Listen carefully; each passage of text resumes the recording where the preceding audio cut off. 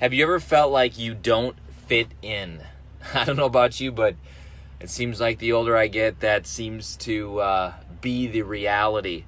So listen, you have one of two choices. You can either try to fit in life, or you can make life fit you. Let me give some examples. For instance, there's a lot of rules out there that aren't really rules, especially on the online space. People might say, well, if you're going to do a podcast, you need to do it once a week, and you need to have show notes, and you need to have a blog post, and you need to have SEO optimization, search engine optimization, all this crazy stuff. And for years, I kind of believed that. I believed, I don't fit in because I don't have a podcast the way they tell me to do it. Maybe this is true. Maybe you have kids, and there's a lot of, quote, rules at the school, but they're not really rules. Like, if you're going to, fit in, you need to do this or that. And let's face it, we grew up with that kind of stuff, right? I mean, on the playground of life, that's what we're told. You have to fit in life. Well, I'm here to say that, as long as it's still ethical and moral, most rules can be bent. Most rules can be broken. And some of these perceived rules that we have in life, like, frequency of doing things, or not going certain places, this type of thing. Look, it's your call, it's your life. But I'm just going to say that it has been so freeing the last few months doing the complete opposite. Saying, I'm not going to keep trying to fit in life. Instead, I'm going to get so clear that life fits me. Let me tell you a quick super story about Bono and U2 that illustrates this point.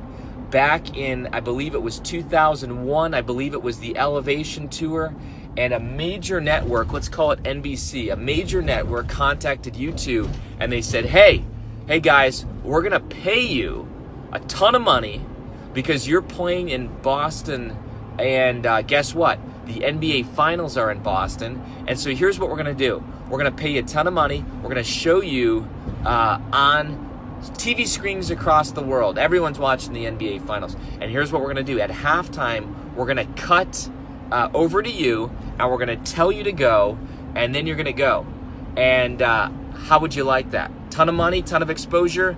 All you need to do is wait on standby, and then when we tell you it's halftime, we're going to cut in and play you all across the airwaves. Guess what Bono said? Bono said, I am not going to fit in life. He said, absolutely not. I'm not going to do that. And they said, what? What in the world? Why not? He said, look, our fans are always number one, and we're not going to sit there waiting for the perfect moment, halftime, and keep all of our fans sitting there waiting until you tell us to go. Now, you would have thought he lost the deal. You would have thought the TV station said, you're crazy, we're done. You would have thought his bandmates, right? Adam Clayton, Larry Mullen, and The Edge, you would have thought they would have freaked out and said, Bono, what are you doing, man? You lost us a ton of money. You lost us a ton of exposure. Now, here's what the TV station said. All right, we'll cut in when we're done. In other words, you just keep rolling with your concert. We'll bend around you. We'll fit into you. Now, I have that DVD, and I'll tell you what, as we close here today, that is the most pivotal, emotional, epic moment that I've ever seen in any type of music venue. Bono is literally on his knees reciting, I believe, Psalm 106. He says, what can I give back to God for all the blessings he has poured out on me? And they cut in exactly at that moment. He stands up, he runs around the whole stage and busts in with Where the Streets Have No Name. Yes, that is the backstory, and it's impressive. And here's why it's impressive.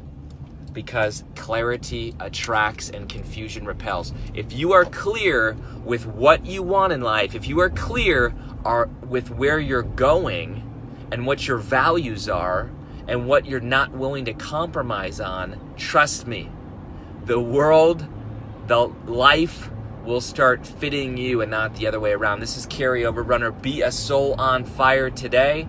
Make sure you share or subscribe this if it pumped you up today.